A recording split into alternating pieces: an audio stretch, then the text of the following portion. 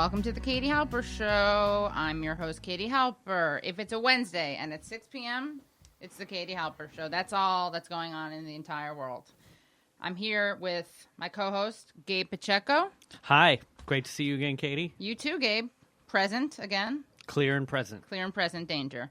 And, of course, on the keyboards of engineering positivity is Reggie Johnson. Hey, guys.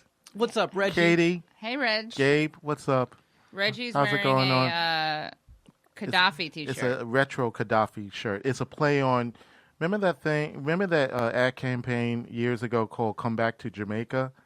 Oh, I yeah, get it. come back to come back to Libya, and they had. And there's like two fighter jets in the background. Can't go wrong with Gaddafi. You know, it can't go wrong with Gaddafi, and I think that the listening audience here on WBAI they actually may think that. Yeah, they actually may think that. That's the iron.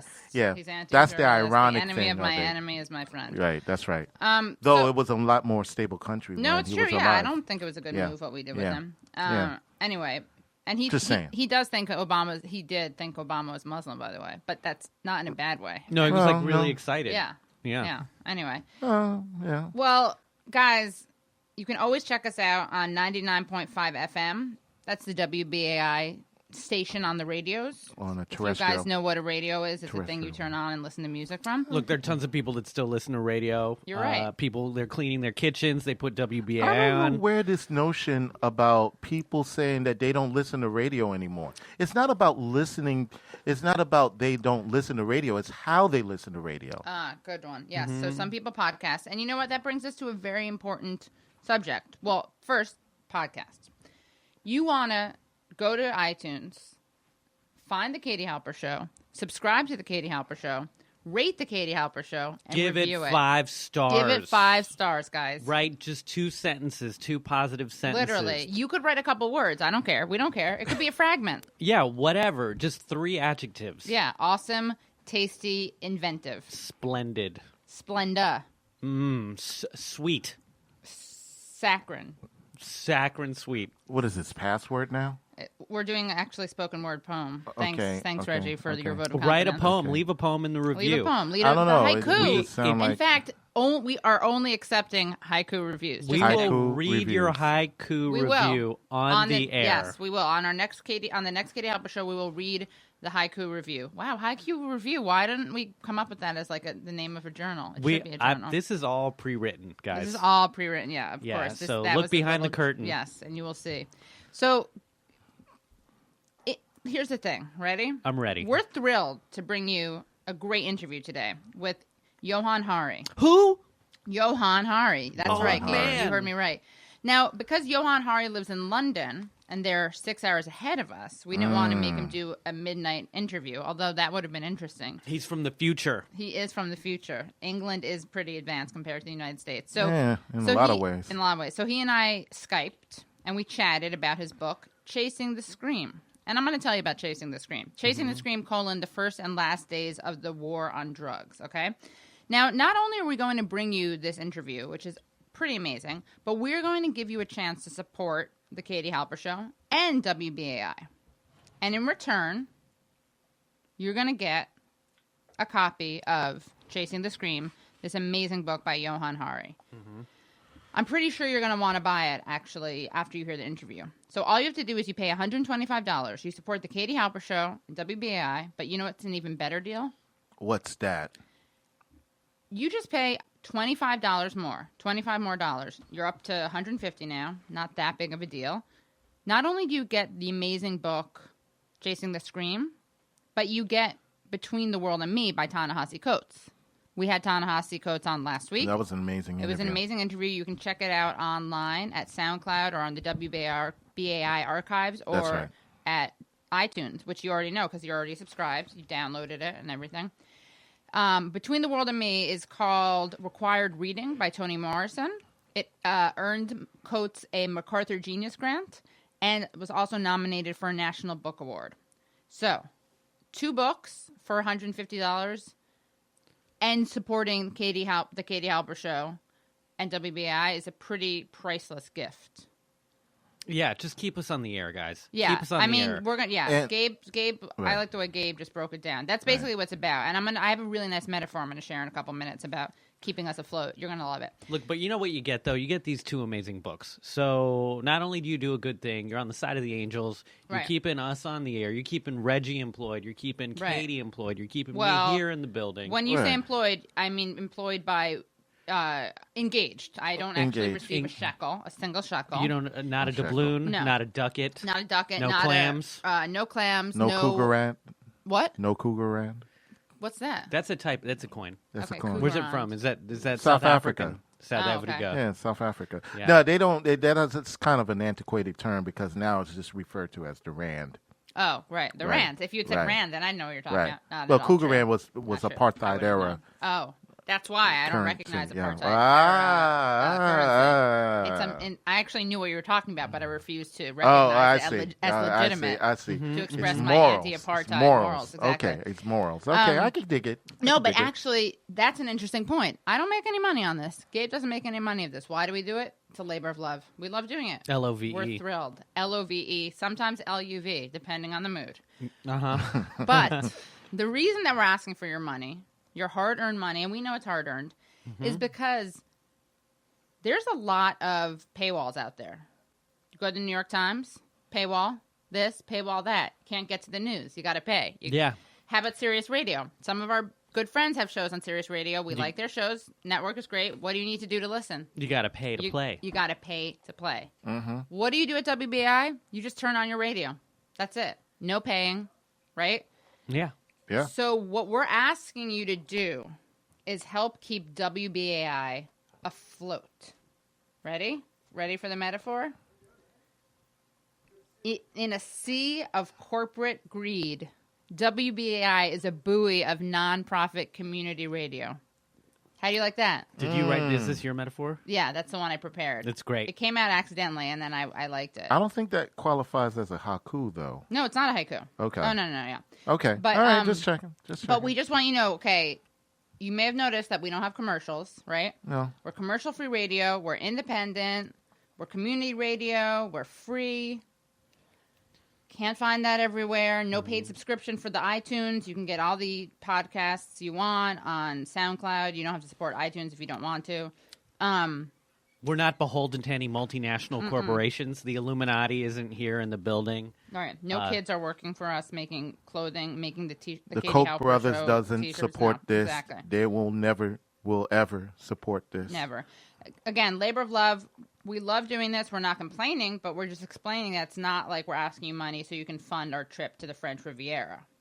We're asking for money, and we're not going there. That was a total hypothetical. I'm not leaving it. I love the United States Yes, of America. Gabe doesn't leave. He's in it to win it. He's fighting the good fight. It's a diverse country. Yeah. That's why he's staying. It is right. I've dropped my anchor He dropped right his here. anchor in the form of a baby. I'm Just kidding. I'm dropping my anchor babies right here, and it's all about transforming where we're at. Right, where we're at, where we're going. It's not where you're from. It's where you're at. And, Right. and this is I where like I'm that at. I'm t-shirt. clear and present right here. Clear and present at Now. WBI. Well, I think the number to call for them to show their support to the Katie Halper show would be 212-209-2950. that was good, and Right? we did that on it's We didn't almost even like it was coordinate that. it was almost And tell the operator you Non-scripted. want Johann Hari's Chasing the Scream for $125, or Ta-Nehisi Coates' Between the World and Me for $120, or if you have a brain in that skull of yours, you will get the bargain, and tell them you want the Ta-Nehisi Coates Johann Hari package for only $150. It's only a total steal. $150. Oh, yes. Use the noodles inside that melon Yes, mixed metaphor. I like it. to get those books. Wow, and you know and also to I let like the it. people know as well is that if by some chance $150 is too Oh, right, much this at is one so time, close. Right. okay, you can call the operator right now, 212-209-2950, and tell them I want this package, but I want to break it down into incremental payments. Layaway. Create your own payment plan, your personalized payment plan, because here at WBAI, we do recognize that the listener is priority, and we try to do our best to make sure that here at WBAI, We work around the we would try listener. to work with you. We'll Yes. work with you. Yes. And maybe sometimes that includes getting your premium as well. So Right. yeah, it's a good layaway. thing. You It's just a good do thing. it's like Yeah, layaway. it's a good thing. Incremental Yeah. radicalism, Yeah. incremental payments. Yeah. Am I right? I'm being positive. Yeah, you can't Absolutely. have incremental radicalism, Yeah. which is what we all want, without incremental payment plans. So, guys, this is kind of a great thing. And again, it's not like 100. Yes, you're not just getting 2 books. Think of that as the cherry on top, right? What you're doing is you're supporting great radio. We bring you guests like Nate Silver, Jelani Cobb, Julie Goldman, Margaret Cho, Margot Gomez, if we're doing it through Margot Gomez. if we're doing the Marg Yeah. category. Judah Friedlander. You know who's coming on in December? Who? Joan Walsh, editor-at-large of Salon. Really? Yeah. Molly Crabapple, the illustrator. Wow. We also break news. Where was it that Robert Meeropol, the son of Julius and Ethel Rosenberg, chose to announce on air for the first time that New York City was honoring his mother, Ethel? Right here on the Katie Halper Show. That's right. Who was the first radio show in the Northeast to talk about the shooting of Alan Payon in the hospital in Houston? And Right we here. spoke to his brother, Right Christian. It was the Katie Halper Show. We broke that story in the Northeast. That's right. It was in Texas, so they did get to it before us. But no one was talking about it in the Northeast. We broke that. Yeah. Yeah. So, again, you just call 212-209-2950. Tell the operator you want Johann Hari's Chasing the Scream. Or take advantage of this great combo. Get Ta-Nehisi Coates' Between the World and Me and Johann Hari's Chasing the Scream. Now, if you want to go online, you can do that too. You just simply go to give2wbai.org. That's right. That's give to the number, not the word. Give2wbai.org. Now, what we did is we're going to give you the code that you can search for. Oh, yeah. You can Right? get the This is code. great. Yeah, give them the code. So you go to that website that we just mentioned, give2wbai.org. Then in the search on the top right, you just put in P as in Peter, B as in boy, 0672. Again, that's Prince Bobby 0672, and you'll get Chasing the Scream and Between the World and Me. Prince Bobby. Prince Bobby, yeah. Prince Bobby. I think I know someone named that. Probably. Yeah, Let's Prince Bobby. now you're feeling like you don't want to spend 150, you want to spend 125. It's not as good a deal, but we understand. Maybe you already have the Ta-Nehisi Coates book. Not a problem. All you put in is N as in Nancy, B as in boy, 0093. Nota bene, 0093. Okay, so we're going to place... And also, I'm sorry, No, one more yes. thing. Just want to let people know as well is that every pledge that you make here at WBAI, and particularly, hopefully, during the Katie Halper Show. Yeah, and mention me when you do it on the phone. Say it's for the Katie Halper Show. It's tax deductible. Yes. It's tax deductible. So these are one of those rare moments where you do your taxes around April, and you say that what donations, was there charities or donations that you committed to? Yeah, and you say, yes, it was WBAI. Duh. For the Katie Halper Show. For the Katie Halper Show. Duh. I mean, what else, but that's the other thing. But please continue. Yes. Especially Katie. my wealthy listeners out there Absolutely. who need to give away their money so they're not taxed as much. Even though we believe in progressive taxing, you're definitely going to want to write a big fat check in the name of Katie Halper Show. Okay, we're going to bring you our interview with Johann Hari, but I just want to tell you a little bit about Johann Hari and a little bit about this book, Chasing the Scream. Chasing the Scream is about the first and last days of the drug war, of the war on drugs, okay? It's published by Bloomsbury. You may have heard of them. Pretty prestigious. And Chasing the Scream lays bare what we have really been chasing in our century of drug war, in our hunger for drugs, and in our attempt to destroy them. This book will challenge and change how you think about one of the most controversial and consequential questions of our time. Now, I don't like to hyperbolize, but this book literally will change the way you think of not only the war on drugs, but drugs and addiction. You're going to see. When we play this first segment, you're going to see. About Johann Hari. He was a columnist for The Independent in London for 9 years and was twice named Newspaper Journalist of the Year by Amnesty International UK. He's written for the New York Times, the Los Angeles Times, The Guardian, Le Monde, Slate, The New Republic, and The Nation, among others. He's also been awarded the Comment Award for Cultural Commentator of the Year by Editorial Intelligence and has been named Journalist of the Year by Stonewall. Hari lives in London. And just in terms of the praise that it's received...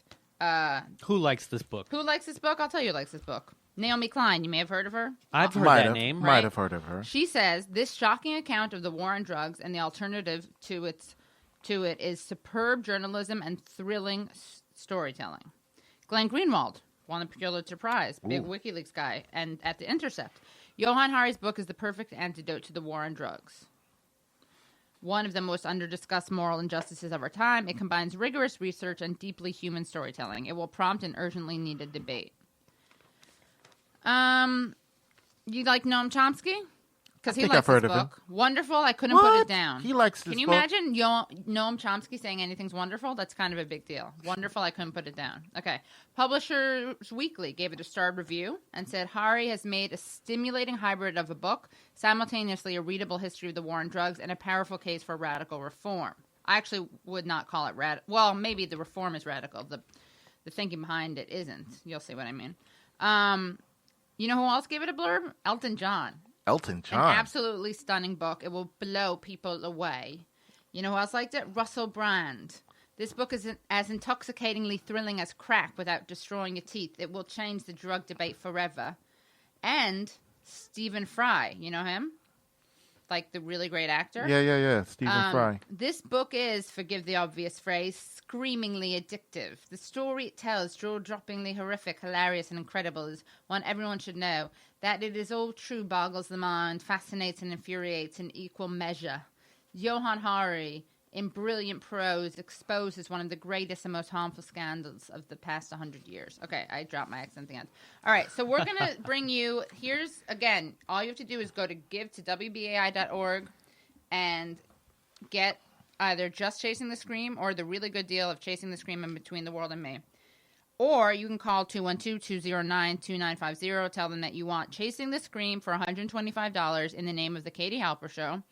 Or the great combo of Ta-Nehisi Coates' Between the World and Me and Johann Hari's Chasing the Scream in the name of The Katie Halper Show. And also, don't forget, listeners, if you feel that the pledge amount is too much at one point, you can always break it down into incremental payments. You just talk to the operator and say that I want to support the Katie Halper Show. I want to support WBAI Radio, but I need to break it down into incremental payments. And they'll be fine with that. So here's the first part of the interview that we're going to play. And in this part, I commended Hari for his book being such a great, it's not a polemic. It's really it uses personal stories. It's really an example of someone telling amazing personal stories as opposed to making a very kind of abstract social science-y argument. So I praise him for that, and you'll hear him responding to that. And I also ask him about why and how he started working on this book. One of my earliest memories is of trying to wake up one of my relatives and not being able to. And I was too small then to understand why. But as I got older, I realised we had drug addiction in my family. And about 4 years ago, when I started working on the book, I realised we were coming up to the 100th anniversary of drugs first being criminalised, right? This really crucial moment in US and Britain when we decided to go to war against drug users and drug addicts. And I thought of myself as someone who knew quite a lot about this subject, right? Partly because of my family, partly because, like a lot of people who grew up with addiction, I got into a relationship with someone who had an addiction problem, and partly because as a journalist, I'd written about it quite a lot. But I suddenly kind of realised there were loads of really basic questions that I just didn't know the answer to, like, why did we go to war against drug users and drug addicts 100 years ago? Why are we still doing it even though it doesn't work? What are the real alternatives in practice, and what really causes drug use and drug addiction? And I think you've got exactly to it that, to me, so many of the discussions of this were either really kind of abstract, like we were sitting at a philosophy seminar. I thought, that's not the way to understand this, right? What I want to do is sit with people all over the world whose lives have been changed one way or another by this issue, by this question, and by the alternative. And so I decided to go on a journey. I didn't realise at the start that it would take me quite as many places as it did. I ended up going over 30,000 miles and now more than 12 countries, I think. But I met some really incredible people from a transgender crack dealer in Brownsville, Brooklyn, to a cop in Baltimore who realized something really fundamental about the drug war, to a scientist who spends a lot of time feeding hallucinogens to mongooses to see what will happen, to the only country that's ever decriminalized all drugs from cannabis to crack with incredible results. And I think the main thing I realized is almost everything we think we know about this subject is wrong. This is a slightly pretentious way to say it, and I haven't said it quite like this before in interviews, but I think the core of the drug war, right, the reason why it can continue is because we've dehumanized so many people. We've dehumanized drug users, drug addicts, drug dealers, cops, the people who live along the supply route countries. And I think the way you really undo that is not by arguing about things, it's by rehumanizing the people at the start, because I believe if the average American could have come on this journey with me and met these incredible people, that transgender crack dealer in Brownsville, Chino, who I wrote, he is one of the wisest people I've ever met, And one of the things I wanted to convey was what he's like, what the homeless street addict who started the uprising in Vancouver is like, what it's like to know these people, what it's like to know the hitman for the deadliest Mexican drug cartel who I got to know for the book.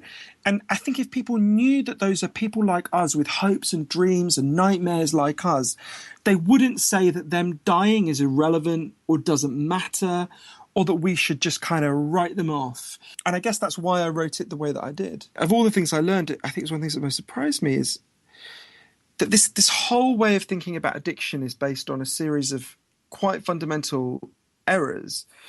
And I guess the best way to explain it, if you had said to me 4 years ago, what causes, say, heroin addiction, right? I think I would have looked at you like you were a little bit simple-minded. And I would have said, well, obviously heroin causes heroin addiction. That's a stupid question.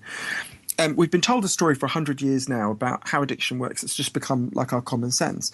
We think that if 20 people all used heroin together for 20 days, by day 21, they'd all be heroin addicts because there are chemical hooks in heroin that their body would start to physically need. And if they used it long enough, they'd have this ravenous desire for it. First thing that alerted me to the fact there's something that's not right about that story is when it was explained to me.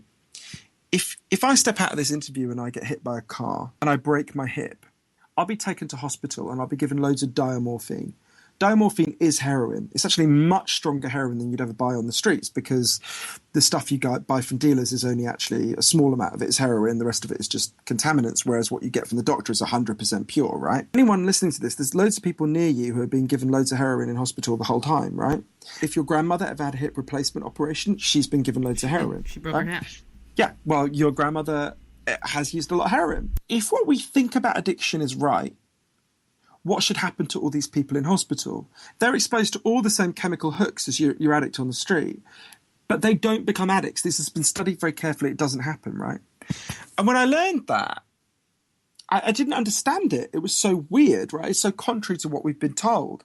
And I only really began to understand it when I went to Vancouver and met this incredible man called Bruce Alexander, who's a professor of psychology there. He did this really important experiment.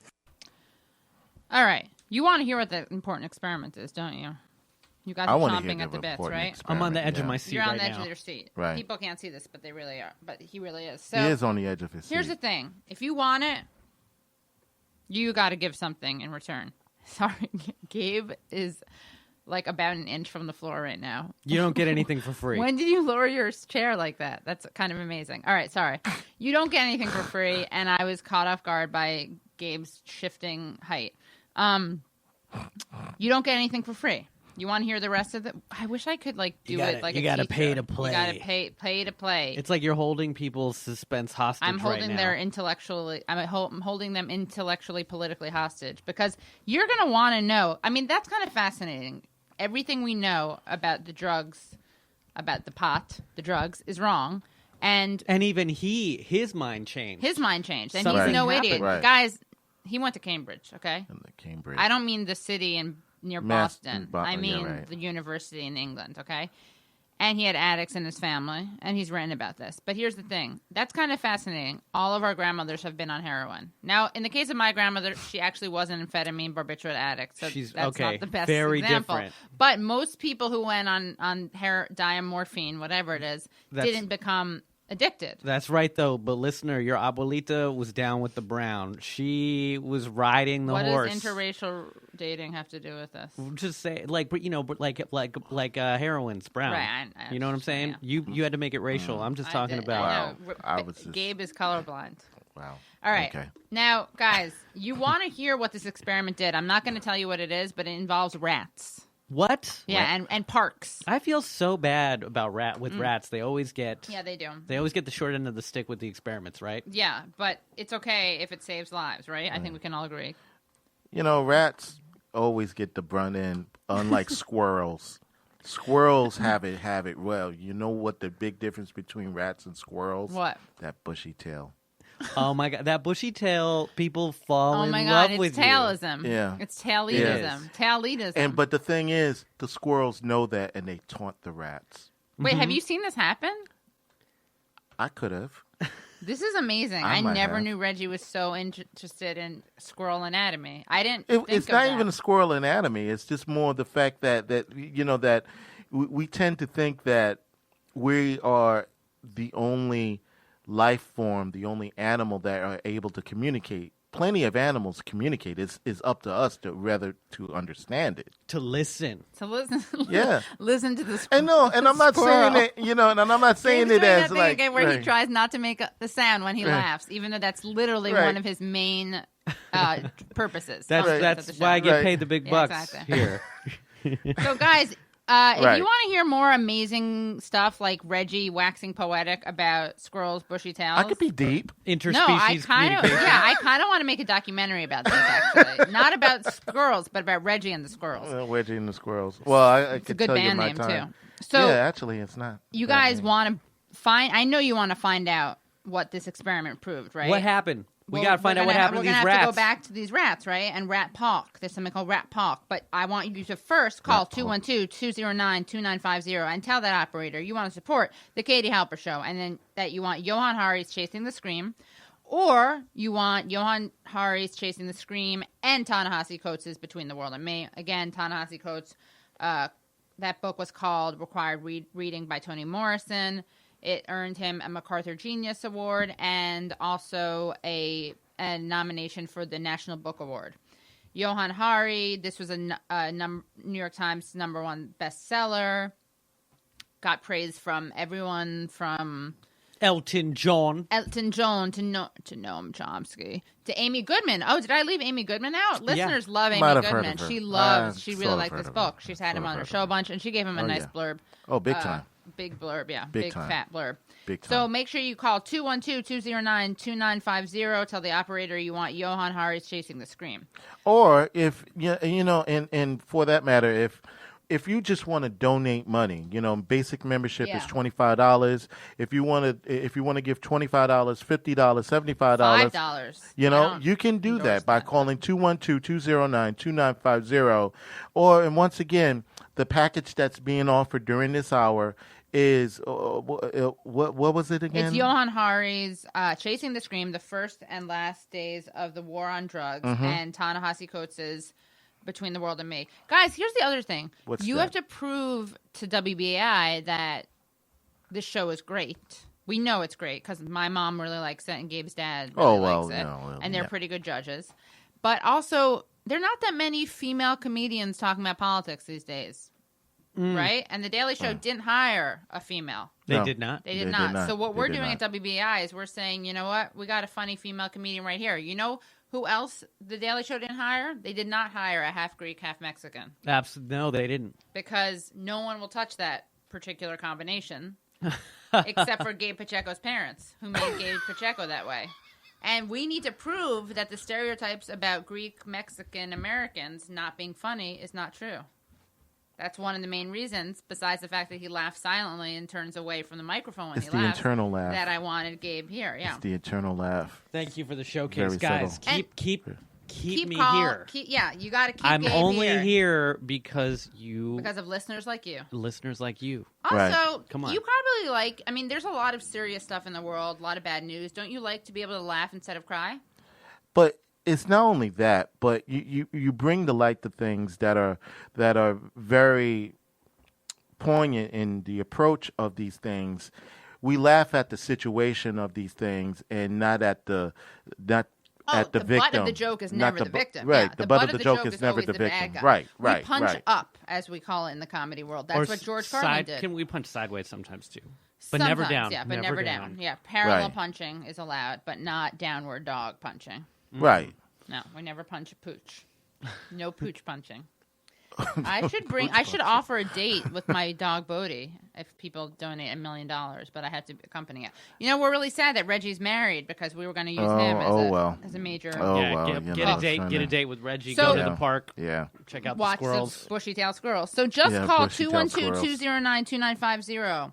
Tell the operator you want to support the Katie Halper Show and you'd like to have in exchange Johann Hari's Chasing the Scream for $125 or Ta-Nehisi Coates' Between the World and Me and Johann Hari's Chasing the Scream for only $25 more. That's $150. It's a great deal. Or you can go to Give to WBAI. Give to. Give to number 2. The number 2. Give to WBAI.org. Mm-hmm. And then just put in the code PB0672. That's peanut butter. Oh, yeah, that's an easier one than Prince Bobby, whatever I said. Peanut butter 0672. And you will get both Chasing the Scream and Between the World and Me, or go to enter in NB, as in Nota Bene 0093, and you'll get just the Johann Hari. But really, you should do the combo. And again, you got to please support us. Show the world that Greek Mexican Americans matter. Really, they do. And that females are funny and can talk about politics and be funny. Right. And also show the world that you support nonprofit, community, commercial-free radio. Now, we're going to, because we believe that you've donated in this last couple of minutes, we're going to give you the benefit of the doubt. We're going to go back to that interview with Johann Hari, and he's going to tell us about this experiment and how it shatters everything we know or we thought we knew about the war on drugs, about drugs and addiction. I'm ready to have Take it away. I'm ready to have the veil lifted. It's 1B. And once again, 212-209-2950 or give to WBAI.org on the web. Here we go. And I only really began to understand it when I went to Vancouver and met this incredible man called Bruce Alexander, who's a professor of psychology there. He did this really important experiment. So he explained to me the idea of addiction we've got in our heads comes partly from a series of experiments that were done earlier in the 20th century. They're really simple experiments. Your listeners can do them at home if they're feeling a little bit sadistic. You get a rat and you put it in a cage and you give it 2 water bottles. One is just water and one is water laced with either heroin or cocaine. If you do that, the rats will almost always prefer the drugged water and almost always kill themselves. You might remember the famous Partnership for Drug-Free America advert that showed this experiment, and the rat dies, and it says, like, it will happen to you, or something like that. Exactly. It's the main reason why you're not mainlining now. And in the 70s, Professor Alexander comes along, and he says, well, hang on a minute. We're putting these rats in an empty cage. They've got nothing to do except use these drugs. Let's do this differently. So he built a cage that he called Rat Park, which is basically heaven for rats, right? Anything a rat could want in life, it's got in Rat Park. It's got cheese, it's got coloured balls, it's got loads of friends, it can have loads of sex. And they've got both the water bottles, the normal water and the drugged water. But this is the fascinating thing. In Rat Park, they don't like the drugged water. They almost never use it. None of them ever use it compulsively. None of them ever overdose. Professor Alexander says, what if it's not the chemical hooks? What if it's your cage? What if addiction is to a much larger degree than we've appreciated up to now an adaptation to your environment? When I was trying to think about this, there's a professor in Amsterdam called Peter Cohen who says that we shouldn't use the word addiction, we should use the word bonding. Human beings have an innate need to bond and connect. And when we're happy and healthy, we will bond and connect with each other.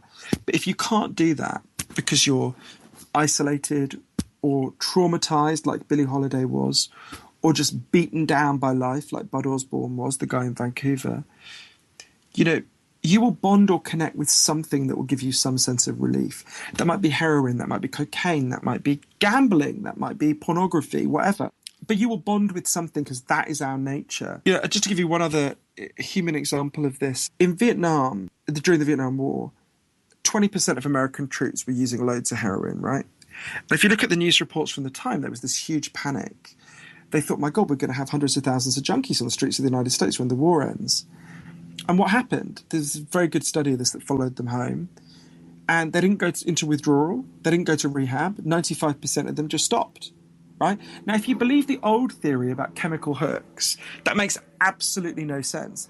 If you understand Professor Alexander's theory, it makes perfect sense. If you're taken out of a hellish pestilential jungle where you don't want to be and you could be forced to kill or die at any moment, and then you go back to your nice life in Wichita, Kansas with your friends and your family, that's the equivalent of being taken out of that first cage and being put into Rat Park. You know, a simple way of thinking about it is I've got here a bottle of overpriced smart water that I'm drinking while we're talking, right? You've probably got a drink there. Forget the drug laws, right? You and me, totally legally, could both be drinking vodka now. We could drink vodka for the next month, just be drunk. We're not going to do that. The reason we're not going to do that is not because anyone's stopping us. I'm sure you're not more than 5 minutes from the nearest liquor store. The reason you're not going to do it is because you want to be present in your life, because you've got a job you love, you've got people you love, you've got things you want to do. The core of addiction is about not being able to bear to be present in your life. And I think this has huge implications. One set of implications is for the drug war, right? If suffering and pain are huge drivers of addiction, suddenly imposing more suffering and pain on people to make them stop ceases to seem like a good idea. Gabor Mate, who's a fantastic doctor in Canada, said to me, if you wanted to design a system that would make people's addictions worse, you would design the system we have now. I think got to acknowledge that for a whole load of people in our culture, life looks a lot more like that isolated cage and a lot less like Rat Park. And I think actually addiction is only one symptom of this wider disconnection and loneliness that so many of us feel. You know, there's a study that looked at the average number of close friends an American feels they can call on in a crisis has been steadily declining since the 1950s, while the average amount of floor space in an American's home has been steadily increasing. And I think that's a kind of metaphor for the trade we've made as a culture.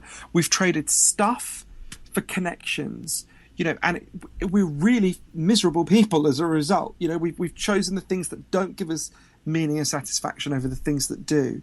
Professor Alexander says, you know, we talk all the time in addiction about individual recovery, and that has real value. But we need to think much more about social recovery. Something's gone wrong with us, not just as individuals, but as a group. And we need to think about the process of reconnecting.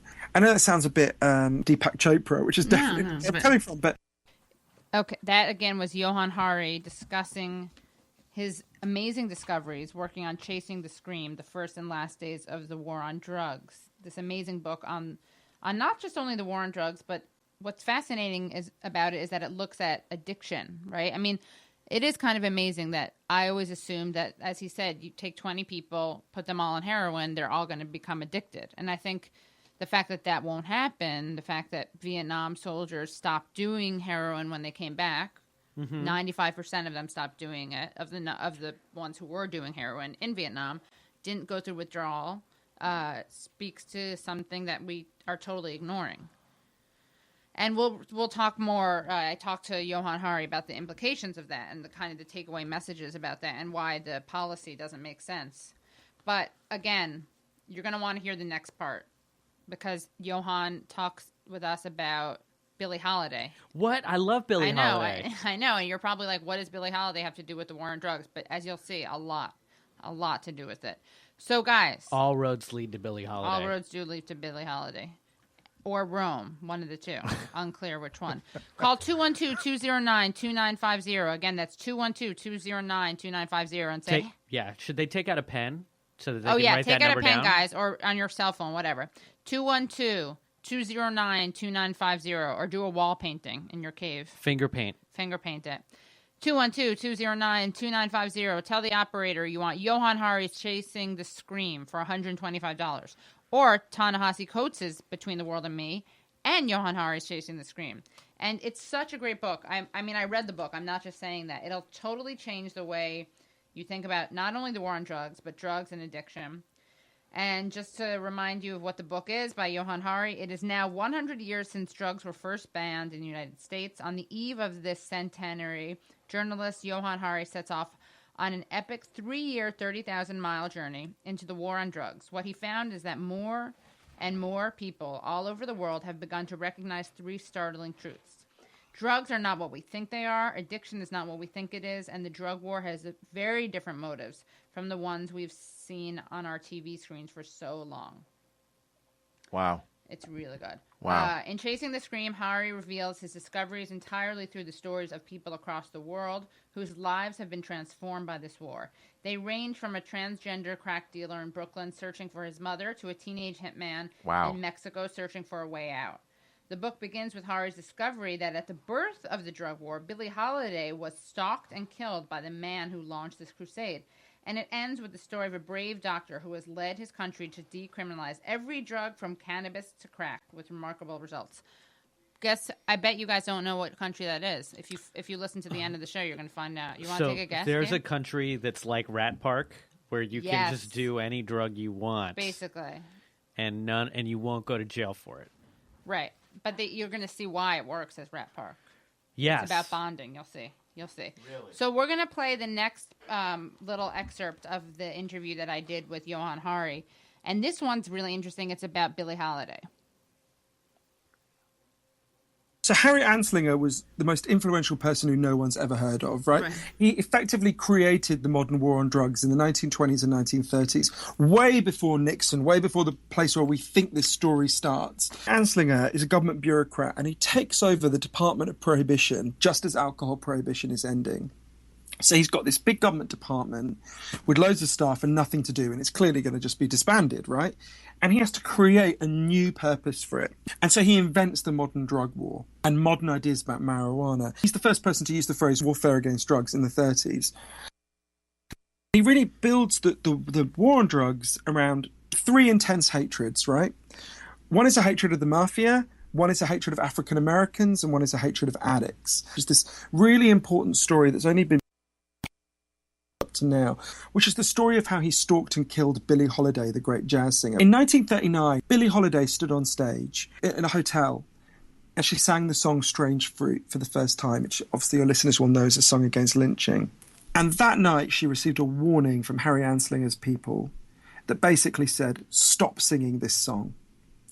And she effectively said, screw you, I'm an American citizen, I'll sing what I want. It seems like an odd place to start a story about the war on drugs in some ways, because you think, what's that got to do with the war on drugs? Okay, you know, they knew Billie Holiday had a very serious heroin problem because she'd been forcibly prostituted as a kid, raped for money as a kid, and was trying to deal with the pain and the grief that she had from that. And really the story of what happened next, I think, tells you something about why the war on drugs began and how it continues and why it continues. That when Billie Holiday refused to stop singing that song, Anslinger decides to really destroy her for her drug addiction. She's like a symbol of everything he thinks is wrong with America, right? She's an African-American woman defying white supremacy. She's singing to mixed audiences. And she's a heroin addict. And she's singing about important social issues that no one really wants to confront, like lynching. Exactly. And the first thing he did to destroy her, he hated employing African Americans, but you couldn't really send a white guy into Harlem to stalk Billie Holiday. It'd be kind of obvious. So he employed this agent called Jimmy Fletcher, whose job was to follow Billie Holiday everywhere she went. And he did. And Billie Holiday was so amazing that Jimmy Fletcher fell in love with her. And his whole life he felt ashamed of what he did. He busts her, she's arrested. She's put on trial. She said the trial was called the United States versus Billie Holiday, and that's how it felt. She's sent to prison. She doesn't sing a word in prison, but what they do to her next is the cruelest thing. She gets out, and you had to have a license to perform anywhere where alcohol was served. It's called a cabaret performer's license. And Anslinger makes sure she isn't given it. Her friend Yolanda Bavan, who's also a great jazz singer, said to me, what's the cruelest thing you can do to a person? It's to take away the thing they love, right? And she would go to the South. She would perform in some places, but it was really hard. And obviously she relapsed. In her early 40s, she collapses. She's taken to hospital. The first hospital refuses to take her because she's an addict. The second hospital, on her way in, she says to one of her friends, they're going to kill me in there. Don't let them. They're going to kill me. She believed that the narcotics agents were going to come for her. And she was right. She was diagnosed with liver cancer, quite advanced liver cancer. And they come in and they handcuff her to her hospital bed. They took away her record player, her candies, everything. Wouldn't let her friends in to see her. One of her friends managed... She went into heroin withdrawal. One of her friends managed to insist that she was given methadone. And she started to recover over the next 10 days. And then they cut off the methadone and she died. One of her friends told the BBC she looked like she had been violently wrenched from life. And I think there's loads of things in that story, not least when Harry Anslinger found out that Judy Garland was a heroin addict. At the same time he found out Billie Holiday was a heroin addict, he advised Judy Garland to take slightly longer vacations and reassured the studio she was going to be fine, right? Spot the difference. But also, so I think it's a story about why the war on drugs began. It was about race. It was about keeping this bureaucracy going. It's a story about what we do to addicts. We do this now, today. We cut them off from being able to work. We cut them off from being able to reconnect. But also, to me, the thing I took most from that story and from tracking down the people who'd known Billie Holiday and talking to them and looking at some sources that hadn't been looked at before, including talking to the only person who was still alive who'd been in the room when he was basically killing Billie Holiday, the thing I took most from it, and this really helped me because, we talked before about the addicts in my life and in my family and close to me. And I guess the thing I took most from it is, no matter what they did to her, Billie Holiday never stopped singing that song. She would go anywhere where they'd have her. She sang Strange Fruit. She would go to the South where they would throw bottles at her. She would go anywhere. And to me, one of the crucial lessons of the experience for me was learning that addicts can be heroes, and to know that they did all that to her and she never stopped and she kept going, and the incredible strength and courage that took after all she'd already been through. That to me is a really crucial part of this story, and it's a story that runs right through to the present day. When you started... That was Johann Hari talking about why Billie Holiday is such an important part of the war on drugs history. And we're going to play an excerpt from that very song, Strange Fruit, that we have a YouTube clip of. And here it is. It's about lynching, and we'll tell you who it was written by after we play a little bit of it.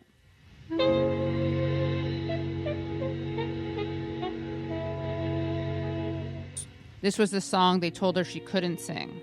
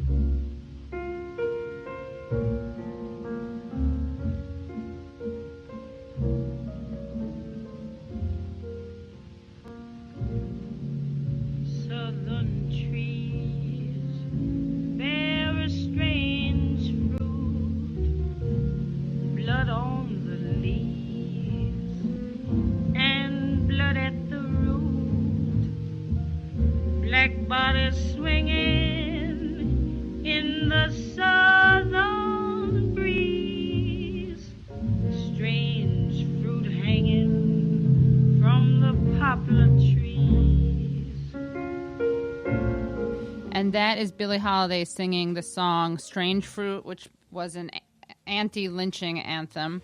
Now, what's really interesting about that is that the man who wrote that song, both the lyrics and the music, was Abel Meeropol. Abel Meeropol was also the man who, with his wife, adopted Bobby, Robert, and Michael, then Rosenberg, who became Robert and Michael Meeropol, as in the two children of the Rosenbergs who were executed by the United States for being Soviet spies.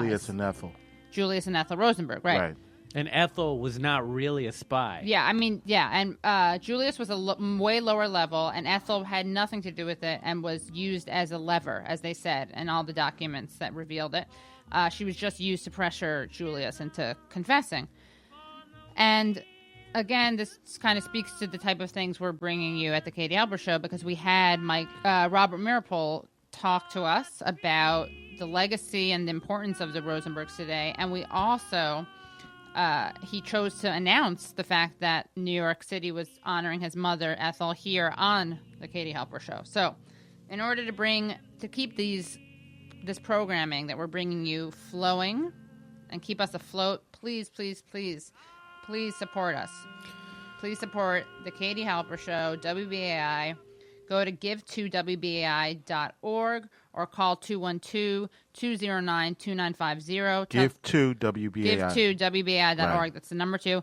Tell the operator that you want Johann Hari's Chasing the Scream or Ta-Nehisi Coates' Between the World and Me and Johann Hari's Chasing the Scream. And again, if it's too much money for you to pay all at once, that's fine. You can pay in installments, which is pretty amazing. Right. Now we're going to go back to the final part of the interview that we're playing on tonight's show. We'll have the whole interview up on on iTunes and on SoundCloud. But here we're going to play the Portugal part, the Portugal segment. Okay, wait a minute. I'll get that. Portugal? Yeah, Portugal. How interesting. I know, right? I never think about that country. It's a great country. I've been to Lisbon. It's beautiful. The light is gorgeous. The people are nice. The food is great. Okay. And I want to leave you on a relatively up note. Johann Hari talks a lot about what doesn't work, and here's a little something about what does work. In Portugal. And I think this case of what happened in Portugal is really important. In the year 2000, Portugal had one of the worst drug problems in Europe. 1% of the population was addicted to heroin, which is kind of incredible. And every year they arrested and imprisoned more people, did the American way, and every year the problem got worse. And one day the Prime Minister and the leader of the opposition got together and they basically said, look, we can't go on like this. What are we going to do? They decided to set up a panel of scientists and doctors, and they said, you guys go away, look at the best evidence, and come back and tell us what to do. And we have agreed in advance that we'll do whatever you recommend. So it just took it out of politics. So the panel goes away, led by this amazing man I got to know called João Goulão.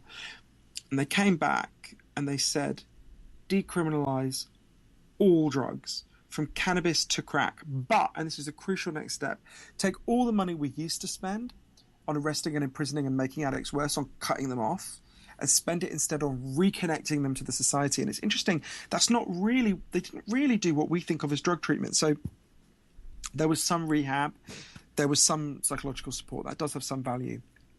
But the single biggest thing was actually the opposite of what was done to Billie Holiday and what's done to the women in Arizona and all the people over America. They decided to have a huge job creation program for addicts. So say you used to be a mechanic. They'd go to a garage and they'll say, if you employ this guy for a year, we'll pay half his wages. They had a huge program of microloans for addicts to set up small businesses they controlled. The goal was to make sure that every addict in Portugal had something to get out of bed for in the morning. Besides whatever their substance of choice had been, right? Exactly. Once the addicts had purpose and meaning, they started to get relationships, they started to reconnect to the society. When I went there, it was nearly 15 years since this experiment had begun, and the results were in. Injecting drug use was down by 50%, 50%. Deaths from overdose were massively down. HIV transmission among addicts was massively down. Overall addiction was significantly down. And one of the ways you know it worked really well is that virtually nobody in Portugal wants to go back. I went and interviewed João Figueira, who led the opposition to the decriminalisation when it came in. He was the top drug cop in Portugal. And he said to me, I'm paraphrasing, the exact words are in the book, everything I said would happen didn't happen. And everything the other side said would happen did. And he talked about how he felt really ashamed that he'd spent 20 years arresting and harassing drug addicts and making them worse when there was a way to actually turn their lives around. It really helped me a lot going to Portugal, partly because, like I'd seen the most terrible side of the drug war. I'd been to northern Mexico and, seen the horrors in the US. And it helped me obviously to know that there's alternatives that are so much better. And there are amazing other examples in the book as well of other places I went. But I think also it really helped me with thinking about the people that I love who have addiction problems. And to find out how going to Portugal helped Johann Hari understand the people in his life who he loved with addiction problems, you're going to have to call 212 212-209-2950. Once again, that number is 212-209-2950. And for those people that are listening online, please consider becoming a financial supporter to this radio station by going to give2wbai.org. Give the numeral 2 wbai.org. And put in code peanut butter, PB0672. That's PB as in peanut butter 0672. You'll get Chasing the Scream, the book we were just reading and playing the interview from, and Between the World and Me, the award-winning book by Ta-Nehisi Coates that Toni Morrison calls required reading. Please, thank you guys so much. Thank you, please. Support the Katie Halper Show. Call that number. Say you're doing this for the Katie Halper Show. Keep us around. Keep WBAI around. Keep commercial-free community radio around. Again, WBAI is a buoy in a sea of corporate greed. And the sea just keeps getting bigger and wider and deeper and keep greedier. Us afloat. And more toxic as well. And again, WBAI : we ain't getting any richer. That's the new motto that I've come up with. But no, really, things are great here. We love doing the show. We just want to be able to keep bringing it to you. So please support us. Get these amazing books. And we will see you in a couple of weeks. We're taking a couple weeks off. 2 weeks off. 2 weeks off. But you can also I'm performing at Babeland tomorrow. Okay. In Brooklyn. Come get some sex toys. Come get some sex toys. The first Right. 10 people who come to the show at 7 p.m., it's a free show. We'll get free gifts. Oh, really? An and incentive, Gabe, you can check him out. Also taking a couple weeks off, though, from his show. Yeah, but you can find me and my whole schedule at GabePacheco.com. Yes. GabePacheco.com. And find me at KatieHalper.com or on Twitter, letter K, letter T, helps. All right. And we'll see you... 2 weeks. Yeah, what's after we'll see you the Wednesday before Thanksgiving. Thank you. Yeah. Thank you. Yeah. We love you. We Support let the show. LUV. And LOVE, both. Okay. Depending Talk to you on soon. the day. 212-209-2950 or go to give2wbai.org. Show your support for the Katie Halper Show here on WBAI New York.